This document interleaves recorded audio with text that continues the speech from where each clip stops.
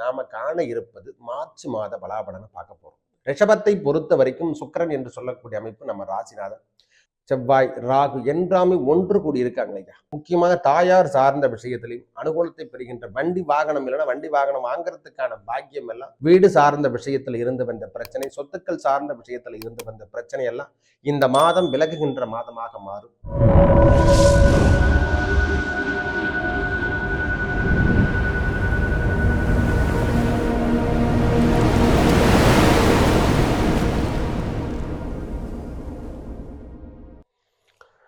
விக்னேஸ்வராய நமக.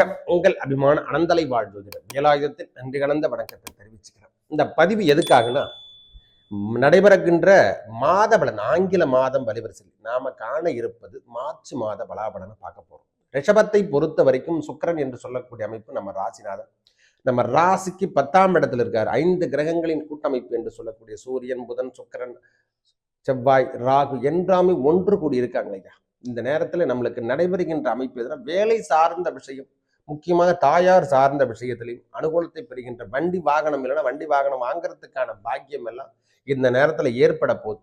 சின்ன சின்ன ட்ரபிள் எதனா ஏற்படும். வண்டி வாகனத்திலையும் இந்த வாங்குற பாக்கியம், பழைய வாகனங்களை முடித்து விட்டுட்டு புது வாகனங்களை வாங்குறதுக்கான பாக்கியம் எல்லாம் இந்த நேரத்தில் அனுகூலத்தை தரும். முக்கியமாக சொத்துக்கள், வீடு சார்ந்த விஷயத்தில் இருந்து வந்த பிரச்சனை, சொத்துக்கள் சார்ந்த விஷயத்தில் இருந்து வந்த பிரச்சனை எல்லாம் இந்த மாதம் விலகுகின்ற மாதமாக மாறும். முக்கிய தருணம் என்று சொன்னார், அந்த 11ஆம் இடம் என்று சொல்லக்கூடிய லாபஸ்தானத்துல சுக்கிர பகவான் உச்சம் அடைகின்றார்.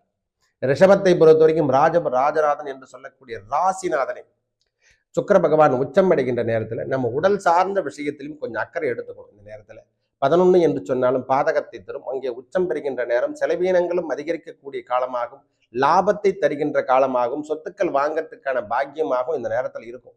ஐயா, வரவு சார்ந்த விஷயம் குறைவே இருக்காது. இந்த மாதம் வரவு சார்ந்த விஷயங்கள் அதிகரிக்கக்கூடிய காலம் என்று கூட சொல்லலாம். மிகைப்படுத்த முடியாத அளவுக்கான அமைப்புகள் தேடி வரும். வருமானம் என்பது இரட்டிப்பாக தரும். இந்த மாதம் உயர்வினை தருகின்ற மாதமாக அமையப்போது. காரணம், இந்த காலபுருஷ தத்துவத்துக்கு 11ஆம் இடம் என்று சொல்லக்கூடிய இடத்துல திருநள்ளாறு சனிப்பெயர்ச்சியும் 6/3/2026 என்று நடைபெறுகின்றது. அப்ப சனி பகவானுடைய பெயர்ச்சியும் உங்களுக்கு சாதகமாக அமைவதால் உங்கள் வாழ்வாதாரம் மேலோங்கக்கூடிய மாதம் என்று கூட சொல்ல. குரு பகவான் 2ஆம் இடத்துல இருக்காரு. அவர் இடம்பெறுகின்ற காலங்கள் ஒன்றும் இல்லை. அதனால மங்களகாரகனுடைய ஒளி நம்மளுக்கு வேலை அமைப்புல 10ஆம் இடத்துல வர்றதால வேலை சார்ந்த விஷயத்தில் இருந்து வந்த பிரச்சனை விலகும். கைகூடி வருகின்ற, சப்போர்ட் பண்றாங்க. ஒரு பிசினஸுக்கு 100 பிசினஸ் பண்ற மாதிரி அடுத்தடுத்து வருகின்ற காலம் எல்லாம் உங்களை அள்ளி கொடுக்கின்ற காலங்களாக வரப்போகுது.